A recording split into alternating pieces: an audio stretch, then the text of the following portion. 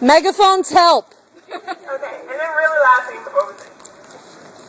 I have a lot of folks who have legitimate, real reasons for not wanting to be involved in the electoral politics. Really legitimate reasons. And those folks, I want to say thank you because you came out yesterday and did what you were supposed to do. However, I am going to tell you a little story about what me and Marie and my partner at Washington Elementary yesterday. These two older African-American men, about my grandfather's age, sat down and told us about the time when the first McDonald's opened up in Greensboro. And there were two different windows.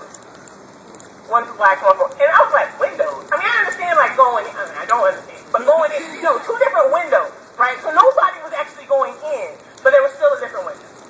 And they both talked about how they had both been veterans, and that they did not have voting rights when they came home. So, one dude went in to vote, and he said, I'm voting against it. It was awesome. I didn't even have to convince him. He went in and saw that his son, who had told him that he had voted earlier, had not actually voted. Because they had very similar names, and they were in the book. And he looked down, and he saw his son. So he's like, oh, hell no. And he walks out, and he's like, my son told me he had voted, and I'm about to go get him. So he rolls back up about 5 minutes later, something like that. Son is sullen, sleepy. He had obviously been in the bed. Dad has pulled him out and then showed him out. And he told everybody in the parking lot, this fool lied to me, did not vote, and so now I am showing him out up here. He said, I worked too hard to get the vote. For him to want to lie to me,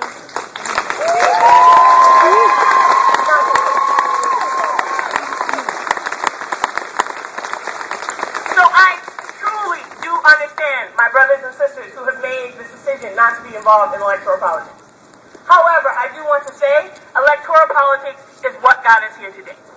And we can fight it and we can break it down all we want. But the point is that those fools in the legislature, in Raleigh, put us in here today. And they need to get out. Yes. They need to get out.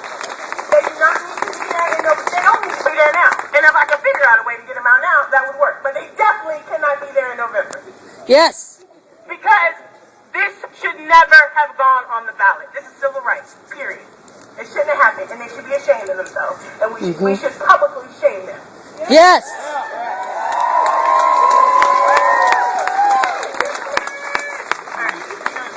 Their addresses are on public record. You can write them and tell them what fools they are. Thanks, Tiffany.